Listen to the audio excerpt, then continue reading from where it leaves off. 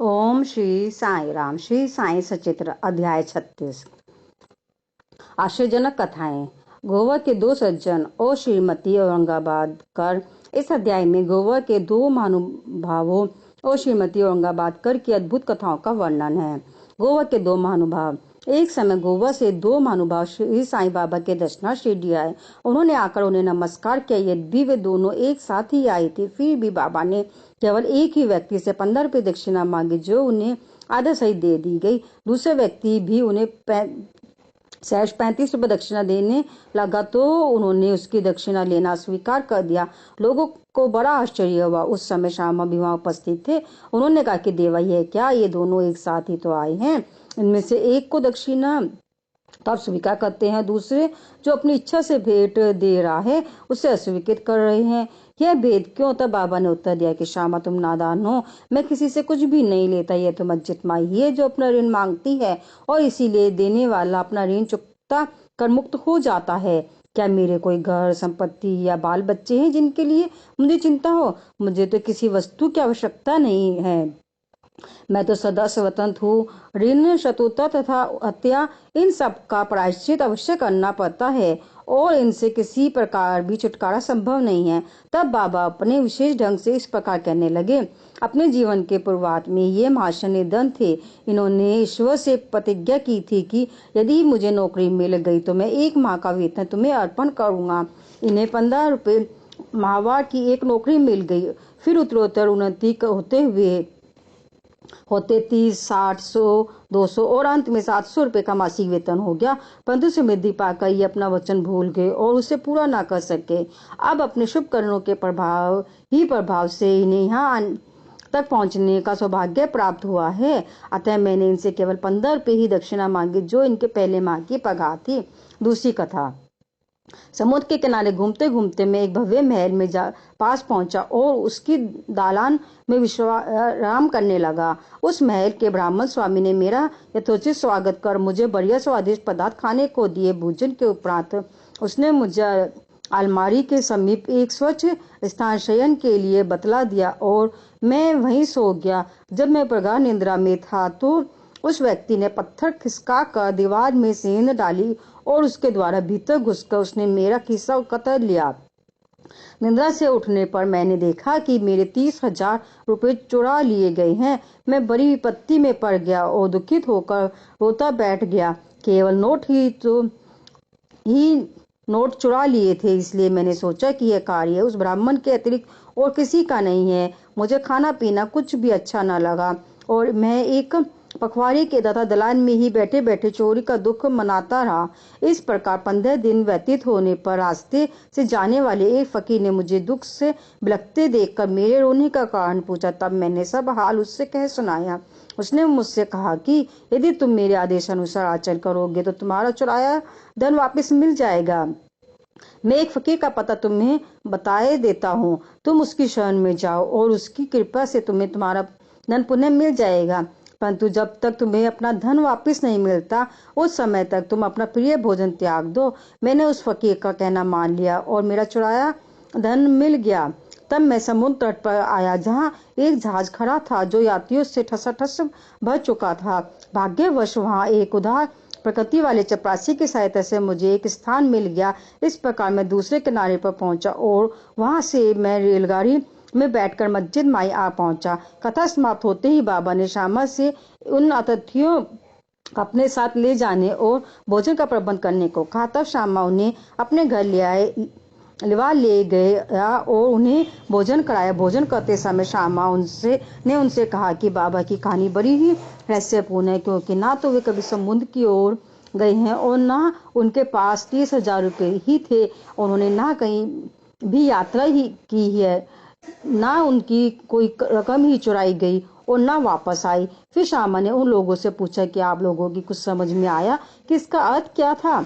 दोनों अतिथियों की गिगिया बन गई और उनकी आंखों से आंसुओं की धारा बहने लगी। उन्होंने रोते रोते कहा कि बाबा तो सर्वव्यापी, अनंत और बड़ा स्वरूप है। जो कथा उन्होंने कही वह बिल्कुल हमारी ही कहानी है और वह मेरे ऊपर बीत चुकी है। यह मन आश्चर्य है कि उन्हें यह सब कैसे ज्ञात हो गया। भोजन के उपरांत हम इसका पूर्ण विवरण आपको सुनाएंगे। भोजन के पश्चात पान खाते हुए उन्होंने अपनी कथा सुनाना प्रारंभ कर दिया। उनमें से एक ने कहने लगा, घाट में एक पहाड़ी स्थान पर हमारा निवास स्थान है। मैं अपने जीवन निर्वाह के लिए नौकरी ढूंढने गोवा आया था। तब मैंने भगवान दत्तात्रेय को वचन दिया था कि यदि मुझे नौकरी मिल गई तो मैं तुम्हें 1 माह की पगार भेंट चढ़ाऊंगा। उनकी कृपा से मुझे 15 रुपये मासिक की नौकरी मिल गई और ऐसा जैसा कि बाबा ने कहा उसी प्रकार मेरी उन्नति हुई। मैं अपना वचन बिल्कुल भूल गया था। बाबा ने उसकी स्मृति दिलाई और मुझसे 15 रुपये वसूल कर लिए। आप लोग इसे दक्षिणा न समझिए, तो एक पुराने ऋण का भुगतान है तथा दीर्घ काल से भूली हुई प्रतिज्ञा आज पूर्ण हुई है। शिक्षा। यथार्थ में बाबा ने कभी किसी से पैसा नहीं मांगा और ना ही अपने भक्तों को ही मांगने दिया। वे आध्यात्मिक उन्नति में कांचन को बाधक समझते थे और भक्तों को उसके पास से सदैव बचाते रहते थे। भक्त मालसापति इसके उदाहरण स्वरूप है। वे बहुत निर्धन थे और बड़ी कठिनाई से ही अपना जीवन बिताते थे। बाबा उन्हें कभी पैसा मांगने नहीं देते थे और ना ही वे अपने पास की दक्षिणा में से उन्हें कुछ देते थे। एक बार एक दयालु व सहृदय व्यापारी हंसराज ने बाबा की उपस्थिति में ही एक बड़ी रकम मालसापति को दी, परंतु बाबा ने उनसे उसे अस्वीकार करने को कह दिया। अब दूसरी अतिथि अपनी कहानी सुनाने लगा। मेरे पास एक ब्राह्मण रसोइया था जो गत 35 वर्षों से ईमानदारी से मेरे पास काम करता आया था। बुरी लतों में पड़कर उसका मन पलट गया और उसने मेरे सब रुपए चोरी कर लिए। मेरी अलमारी दीवार में लगी थी और जिस समय हम लोग गहरी नींद में थे उसने पीछे से पत्थर हटाकर मेरे सब 30,000 रुपये के नोट चुरा लिए। मैं नहीं जानता कि बाबा को यह ठीक धनराशि कैसे ज्ञात हो गई। मैं दिन रात रोता और दुखी रहता था। एक दिन जब मैं इसी प्रकार निराश और उदास होकर बरामदे में बैठा था, उसी समय रास्ते से जाने वाले एक फकीर ने मेरी स्थिति जानकर मुझसे इसका कारण पूछा। मैंने उससे सब हाल कह सुनाया। तब उसने बताया कि कोपरगांव तालुके के शिरडी ग्राम में श्री साईं बाबा नाम के गोलिया रहते हैं। उन्हें वचन दो और अपना रुचिकर भोजन पदार्थ त्याग मन में कहो कि जब तक मैं तुम्हारा दर्शन न कर लूंगा उस पदार्थ को कदापि न खाऊंगा। तब मैंने चावल खाना छोड़ दिया और बाबा को वचन दिया, बाबा जब तक मुझे तुम्हारे दर्शन नहीं होते तथा मेरी चुराई गई धनराशि नहीं मिलती तब तक मैं चावल ग्रहण न करूंगा। इस प्रकार जब 15 दिन बीत गए तब वह ब्राह्मण स्वयं ही आया और सब धनराशि लौटाकर क्षमा याचना पूर्वक कहने लगा कि मेरी मति ही भ्रष्ट हो गई थी। जो मुझसे आपके ऐसा अपराध बन गया है, मैं आपके पैर पड़ता हूँ, मुझे क्षमा करे। इस प्रकार सब ठीक ठाक हो गया। जिस फकीर से मेरी भेंट हुई थी तथा जिसने मुझे सहायता पहुंचाई थी वह फकीर फिर मेरे देखने में कभी नहीं आया। मेरे मन में श्री साईं बाबा के दर्शन की जिनके लिए फकीर ने मुझसे कहा था बड़ी तीव्र उत्कंठा हुई। मैंने सोचा कि जो फकीर मेरे घर पर आया था वह साईं बाबा के अतिरिक्त अन्य कोई नहीं हो सकता, जिन्होंने मुझे कृपा कर दर्शन दिए और मेरी इस प्रकार सहायता की। उन्हें 35 रुपए का लालच कैसे हो सकता है। इसके विपरीत वे अहेतुक ही आध्यात्मिक उन्नति के पथ पर ले जाने का पूरा प्रयत्न करते हैं। जब चोरी गई राशि मुझे पुनः प्राप्त हो गई तब मेरे हर्ष का पारावार न रहा। मेरी बुद्धि भ्रमित होगी और मैं अपना वचन भूल गया। कोलाबा में एक रात्रि को मैंने साईं बाबा को स्वप्न में देखा। तभी मुझे अपने शिरडी यात्रा के वचन की स्मृति हो आई। मैं गोवा पहुंचा और वहां से एक स्टीमर द्वारा बम्बई पहुंचकर शिरडी जाना चाहता था, परंतु जब मैं किनारे पर पहुंचा तो देखा कि स्टीमर खचाखच भर चुका था और उसमें बिल्कुल भी जगह नहीं थी। कैप्टन ने तो मुझे चढ़ने ना दिया, परंतु एक अपरिचित चपरासी के कहने पर मुझे स्टीमर में बैठने की अनुमति मिल गई और मैं इस प्रकार बम्बई पहुंचा। फिर रेलगाड़ी में बैठकर यहाँ पहुंच गया। बाबा के सर्वव्यापी और सर्वज्ञ होने में मुझे कोई शंका नहीं है। देखो तो हम कौन है, हमारा घर, हमारे भाग्य कितने अच्छे हैं कि बाबा हमारी चुराई गई राशि वापस दिलाकर हमें यहाँ खींच कर लाए। आप शिरडीवासी हम लोगों की अपेक्षा सहज गुने श्रेष्ठ और भाग्यशाली हैं जो बाबा के साथ हंसते खेलते मधुर भाषण करते और कई वर्षों से उनके समीप रहते हो।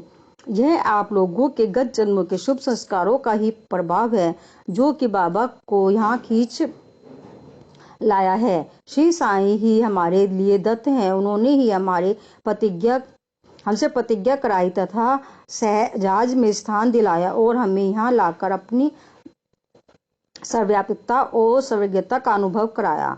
श्रीमती औरंगाबाद का सोलापुर के सखाराम औरंगाबाद की पत्नी 27 वर्ष की दीर्घ आयु अवधि के पश्चात भी निसंतान ही थी। उन्होंने संतान प्राप्ति के निमित्त देवी और देवताओं की बहुत मान्यताएं की, परंतु फिर भी उनकी मनोकामना सिद्ध न हुई। तब वे सर्वदा निराश होकर अंतिम प्रयत्न करने के विचार से अपने सौतेले पुत्र श्री विश्वनाथ को साथ लिए शिरडी आई और वहां बाबा की सेवा कर 2 माह रुकी। जब भी वे मस्जिद को जाती तो बाबा को भक्तगण से घिरे हुए पाती। उनकी इच्छा बाबा से एकांत में भेंट कर संतान प्राप्ति के लिए प्रार्थना करने की थी, परंतु कोई उपाय योग्य अवसर उनके हाथ न लग सका। अंत में उन्होंने श्यामा से कहा कि जब बाबा एकांत में हो तो मेरे लिए प्रार्थना कर देना। श्यामा ने कहा कि बाबा का तो खुला दरबार है, फिर भी यदि तुम्हारी ऐसी ही इच्छा है तो मैं अवश्य प्रयत्न करूंगा, परंतु यश देना तो ईश्वर के ही हाथ में है। भोजन के समय तुम आंगन में नारियल और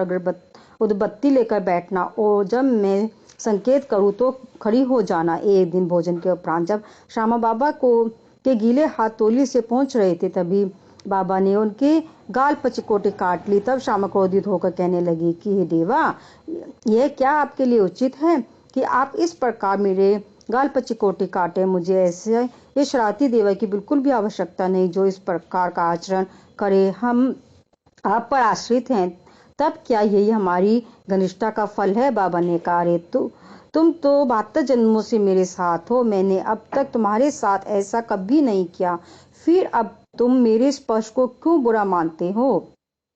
श्यामा बोले कि मुझे तो ऐसा देवर चाहिए जो हमें सदा प्यार करे और नित्य नया नया मिष्ठान खाने को दे। मैं तुमसे किसी प्रकार के आदर की अच्छा नहीं रखता और ना मुझे स्वर्ग आदि ही चाहिए। मेरा तो विश्वास सदैव तुम्हारे चरणों में ही जागृत रहे, यही मेरी अभिलाषा है। तब बाबा बोले कि हाँ, सचमुच मैं इसीलिए यहाँ आया हूँ। मैं सदैव तुम्हारा पालन और पोषण करता आया हूँ, इसीलिए मुझे तुमसे अधिक स्नेह है। जब बाबा अपनी गादी पर विराजमान हो गए तभी श्यामा ने उस स्त्री को संकेत किया। उसने ऊपर आकर बाबा को प्रणाम कर उन्हें नारियल और उदबत्ती भेंट की। बाबा ने नारियल हिलाकर देखा तो वह सूखा था और बसता था। बाबा ने श्यामा से कहा कि यह तो हिल रहा है, सुनो ये क्या कहता है? तभी श्यामा ने तुरंत कहा कि यह बाई प्रार्थना करती है कि ठीक इसी प्रकार इनके पेट में भी बच्चा गुड़गुड़ करे, इसलिए आशीर्वाद सहित ये नारियल ही ने लौटा दो। तब फिर बाबा बोले कि ये क्या है, नारियल से भी कभी संतान की उत्पत्ति होती है? लोग कैसे मूर्ख हैं जो इस प्रकार की बातें करते हैं। श्यामा ने कहा कि मैं आपके वचनों और आशीष की शक्ति से पूर्ण अवगत हूँ और आपके एक शब्द मात्र से ही इस बाई को बच्चों का तांता लग जाएगा। आप तो टाल रहे हैं और आशीर्वाद नहीं दे रहे हैं। इस प्रकार कुछ देर तक वार्तालाप चलता रहा। तब बाबा बार बार नारियल फोड़ने को कहते थे, परंतु श्यामा बार बार यही हट पकड़े थे कि इसे उस बाइक को दे दें।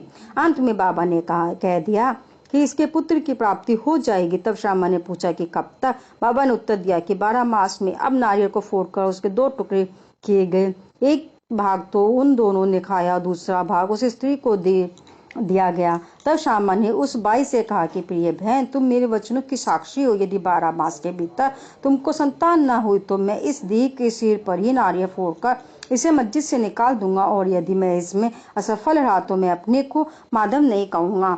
जो कुछ भी मैं कह रहा हूँ इसकी सार्थकता तुम्हें शीघ्र ही विदित हो जाएगी।